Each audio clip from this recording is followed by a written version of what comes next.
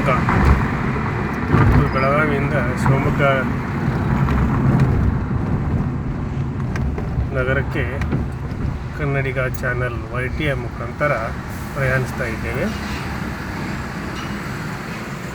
ಈಗ ಬೆಳಗಾವಿಯಿಂದ 20 ಕಿಲೋಮೀಟರ್ ಅಂತರದಲ್ಲಿರ್ತಕ್ಕಂಥ ಹಿರೇಬಾಗೇವಾಡಿಯ ಒಂದು toll gate ಬಳಿ ಬಂದು ಇಲ್ಲಿಂದ ಮುಂದೆ ನಾವು ಸಂಚಾರ ಮಾಡ್ತಾ ಇದ್ದೇವೆ. ಮುಂದೆ ಬರೋದು MK ಹುಬ್ಬಳ್ಳಿ, ಅದರ ತರುವಾಯ ಬರೋದು ವೀರರಾಣಿ ಕಿತ್ತೂರು ಚೆನ್ನಮ್ಮನ ಕಿತ್ತೂರು ಕೋಟೆ, ಕಿತ್ತೂರು ಪಟ್ಟಣ ಬರ್ತದೆ. ಮುಂದೆ ಹಾಗೆ ತೋರಿಸ್ತಾ ಹೋಗ್ತೈತೆ ನಿಮಗೆ. ಬೆಳಗಿನ 10 ಗಂಟೆಯ ಬೆಳಗಾವಿಯಲ್ಲಿದ್ದು ಈಗ ಶಿವಮೊಗ್ಗ ನಗರದತ್ತ ಪ್ರಯಾಣ ಮಾಡ್ತಾ ಇರ್ತಕ್ಕಂಥ ಒಂದು ನೋಟವನ್ನು ಬೆಂಗಳೂರು ಬೆಳಗಾವಿ NH4 ಅಂತಾರೆ. ಈ ಮಾರ್ಗದ ಮುಖಾಂತರ ನಾವು ಸಂಚರಿಸ್ತಾ ಇದ್ದೇವೆ.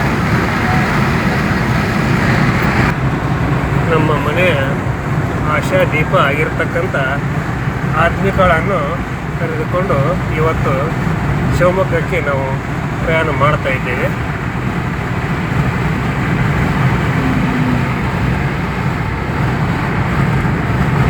ಇದು ಬೆಂಗಳೂರು ಬೆಳಗಾವಿಯ NH4 ರಸ್ತೆ.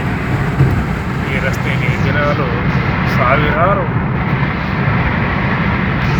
ವಾಹನಗಳು ಸಂಚಾರ ಮಾಡ್ತಾ ಇರುವಾಗ ನಾವು ಕೂಡ ಸುಮಾರು ಹಲವಾರು ಸಲ ಶಿವಮೊಗ್ಗಕ್ಕೆ ಹೋಗಿ ಬರೋದು ನಮ್ಮ ಕಾರಿನಲ್ಲಿ.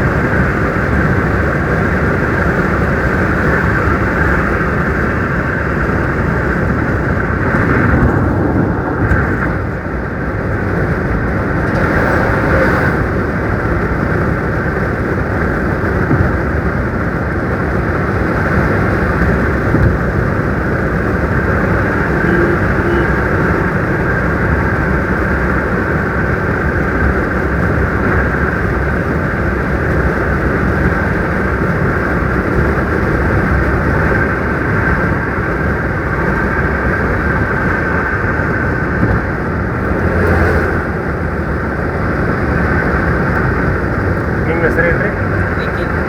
ನಿತಿನ್.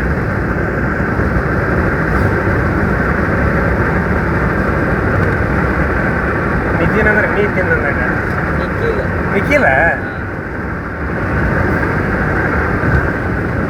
ನಮ್ಮ ಬ್ಯಾಂಕ್ ಮ್ಯಾನೇಜರ್ ನಮ್ಮ ಫ್ರೆಂಡ್, ಅವ್ರ ಮಗನ ಹೆಸರು ನಿಖಿಲ್ ಅದ.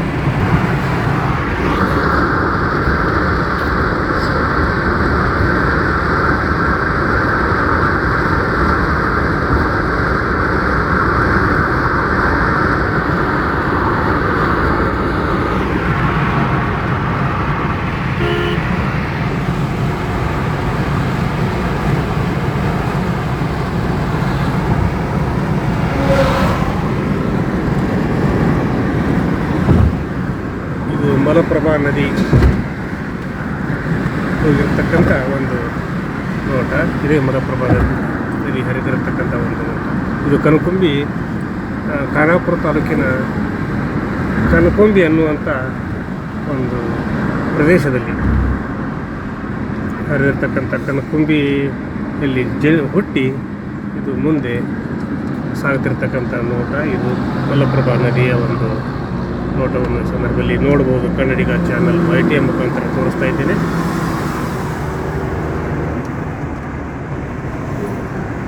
ಹೀಗೆ ನಾವು ಶಿವಮೊಗ್ಗಕ್ಕೆ ಹೋಗಬೇಕಾದ್ರೆ ಬೆಳಗಾವಿಯಿಂದ ಬಾಗೇವಾಡಿ, ಹಿರೇಬಾಗೇವಾಡಿ, ಆಮೇಲೆ MK ಹೋಬಳಿ, ಆಮೇಲೆ ಕಿತ್ತೂರು, ಧಾರವಾಡ, ಹುಬ್ಬಳ್ಳಿ, ಶಿಗ್ಗಾಂವ್, ಹಾವೇರಿ, ಆಮೇಲೆ ಹರಿಹರದಿಂದ ಬರಕ್ಕೆ ಹೊನ್ನಾಳಿ ಮುಖಾಂತರ ನಾವು ತೆರಳುತ್ತಾ ಇದ್ದೇವೆ. ಹೊನ್ನಾಳಿಯಿಂದ ಬರ್ತಿರ್ತಕ್ಕಂಥ ದೊಡ್ಡ ಪಟ್ಟಣ ಕುವೆಂಪು ಅವರು ಜನಿಸಿರ್ತಕ್ಕಂಥ ಮಾಜಿ ಮುಖ್ಯಮಂತ್ರಿಗಳಾದ ಯಡಿಯೂರಪ್ಪನವರ ಒಂದು ತವರು ಕ್ಷೇತ್ರವಾದಂಥ ಶಿವಮೊಗ್ಗ ಜಿಲ್ಲೆ ಮಲೆನಾಡಿನ ತಪ್ಪಲಿನಲ್ಲಿ ಬರ್ತಿರ್ತಕ್ಕಂಥ ಒಂದು ಸುಂದರವಾದ ನಗರ. ಇವತ್ತು ನಾನು ಸಂಚಾರ ಮಾಡ್ತಿರ್ತಕ್ಕಂಥ ಈ ಒಂದು ಸಂದರ್ಭದಲ್ಲಿ ಈ ಒಂದು ಪ್ರದೇಶಗಳನ್ನು ತೋರಿಸ್ತಾ ಹೋಗ್ತಾ ಇದ್ದೀನಿ. ನಾಳಿನ ಸಂಚಿಕೆಯಲ್ಲಿ ನಾನು ಸುಂದರವಾದ ಶಿವಮೊಗ್ಗ ನಗರದ ನೋಟವನ್ನು ಕನ್ನಡಿಗ ಚಾನಲ್ YTಯ ವೀಕ್ಷಕರಿಗೆ ಕಣ್ತುಂಬಿಕೊಳ್ಳಲು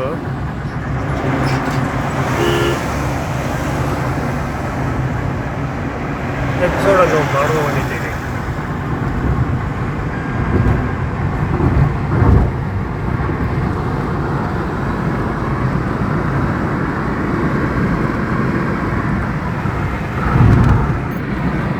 ಈಗ ನಾವು ಭಾರತದ ಸ್ವಾತಂತ್ರ್ಯ ಹೋರಾಟ ಪ್ರಾರಂಭ ಮಾಡಿರ್ತಕ್ಕಂಥ ಪ್ರಥಮ ಸ್ವಾತಂತ್ರ್ಯದ ವೀರ ಕಾಳೆಯನ್ನು ಮೊಳಗಿಸಿದಂಥ ಕಿತ್ತೂರು ನಾಡಿನ ಪಕ್ಕದಲ್ಲಿ ಹಾಯ್ದು ಹೋಗ್ತಾ ಇದ್ದೇವೆ. ಪ್ರಥಮ ಸ್ವಾತಂತ್ರ್ಯದ ಚಳುವಳಿಯನ್ನು ಕ್ರಾಂತಿವೀರ ಸಂಗೊಳ್ಳಿ ರಾಯಣ್ಣ, ಬಿಚ್ಚಗತ್ತಿ ಚೆನ್ನಬಸು, ಅಮಟೂರು ಬಾಳಪ್ಪ, ಇದೇ ಕಿತ್ತೂರು ಬಸ್ ಸ್ಟ್ಯಾಂಡ್. ಇದು ಈ ಕಿತ್ತೂರು ಪಟ್ಟಣದ ನೋಟವನ್ನು ತೋರಿಸ್ತಾ ಇದ್ದೇನೆ. ಇಲ್ಲಿ ಆಡಳಿತ ಭವನ ಇದು. ಇದೇ ಪಾವನ ನೆಲದಲ್ಲಿ ವೀರರಾಣಿ ಕಿತ್ತೂರು ಚೆನ್ನಮ್ಮ ಪ್ರಥಮ ಸ್ವಾತಂತ್ರ್ಯ ಹೋರಾಟದ ವೀರ ಕಹಳೆಯನ್ನು ಮೊಳಗಿಸಿದ ಒಂದು ಪ್ರದೇಶವನ್ನು ಈ ಸಂದರ್ಭದಲ್ಲಿ ಕನ್ನಡಿಗ ಚಾನಲ್ YTಯು ತನ್ನೆಲ್ಲ ವೀಕ್ಷಕರಿಗೆ ಈ ನಾಡಿನ ಪರಿಚಯವನ್ನು ಈಗಾಗಲೇ ಮಾಡಿದ್ದೇನೆ. ಈಗಲೂ ಕೂಡ ಈ ಕಿತ್ತೂರು ನಾಡಿನ ಒಂದು ಪರಿಚಯ ತಮಗಾಗಬೇಕು. ಹೇಳಿದ್ದಲ್ಲ, ಆಮೇಲೆ ಒಟ್ಟಾರೆ ಯಲ್ಲಪ್ಪ ಹಾಗೂ ಈಗಿರ್ತಕ್ಕಂಥ 2 ಕುಟುಂಬಗಳ ಆಗಲೂ ಕೂಡ ಇದ್ದು, ಆ ಒಂದು 2 ಕುಟುಂಬಗಳ ಒಂದು ಮೋಸಕ್ಕೆ ಕಿತ್ತೂರು ಕೋಟೆ, ಕಿತ್ತೂರು ನಾಡಿಗೆ ಅಪಜಯವಾದ ಕಾರಣ ಕಿತ್ತೂರು ಚೆನ್ನಮ್ಮಳನ್ನು ಬೈಲೊಂಗಲದ ಒಂದು ಬಂದಿಖಾನೆಯಲ್ಲಿ ಇಟ್ಟಾಗ 5 ವರ್ಷ ಸತತ ಬಂದಿಖಾನೆಯಲ್ಲಿ ಇದ್ದಂಥ ಕಿತ್ತೂರು ಚೆನ್ನಮ್ಮ ಅಲ್ಲಿ ಕೊನೆಯುಸಿರೆಳೆಗಳು ಅನ್ನುವಂಥ ಇತಿಹಾಸವನ್ನು ಓದಿದ್ದೇವೆ. ಇದೇ ಒಂದು ಕಿತ್ತೂರು ನಾಡಿನ ಪ್ರದೇಶ.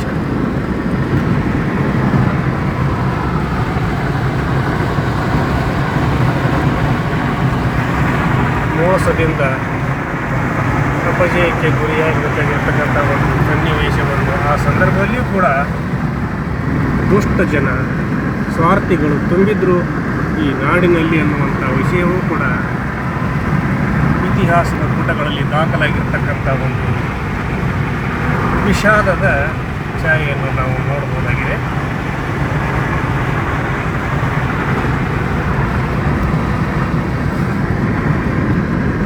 ತರುವಾಯ ಚೆನ್ನಮ್ಮಳನ್ನು ಅಲ್ಲಿ ಬೈಲೊಂಗಲದ ಪಟ್ಟಣದಲ್ಲಿ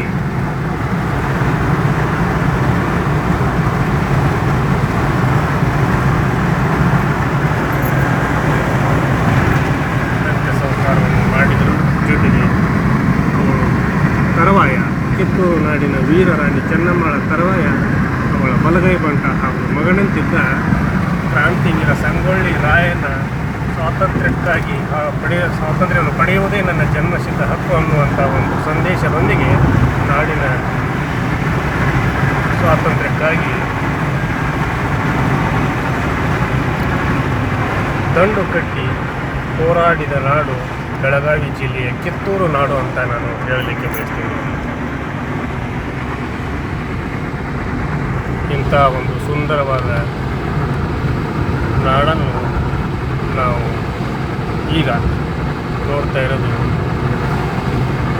ಹಾಗೂ ಸ್ವಾತಂತ್ರ್ಯವನ್ನು ಅನುಭವಿಸ್ತಿರೋದು ವೀರರಾಣಿ ಕಿತ್ತೂರು ಚೆನ್ನಮ್ಮಳ ಒಂದು ದಿಟ್ಟತನದ ಹೋರಾಟದ ಕೆಚ್ಚೆದೆಯ ಕಾರಣದಿಂದ. ಆಮೇಲೆ ನಮ್ಮ ದೇಶಕ್ಕೆ ಸ್ವಾತಂತ್ರ್ಯ 1947 ಆಗಸ್ಟ್ ತಿಂಗಳಿನಲ್ಲಿ ಸಿಕ್ತು. ತರುವಾಯ ನಾವೆಲ್ಲರೂ ಸ್ವಾತಂತ್ರ್ಯದ ಸವಿ ಅನುಭವಗಳನ್ನು ಈ ಸಂದರ್ಭದಲ್ಲಿ ಸವಿತಾ ಇದ್ದೇವೆ ಅನ್ನುವಂಥ ಮಾತಿನೊಂದಿಗೆ ಇವತ್ತಿನ ಸಂಚಿಕೆಯನ್ನು ಮುಗಿಸಿ ನಾಳಿನ ಸಂಚಿಕೆಯೊಂದಿಗೆ ತಮ್ಮ ಜೊತೆ ಹಾಜರಾಗ್ತೀನಿ. ಅಲ್ಲಿವರೆಗೂ ನನ್ನ ನಮಸ್ಕಾರ.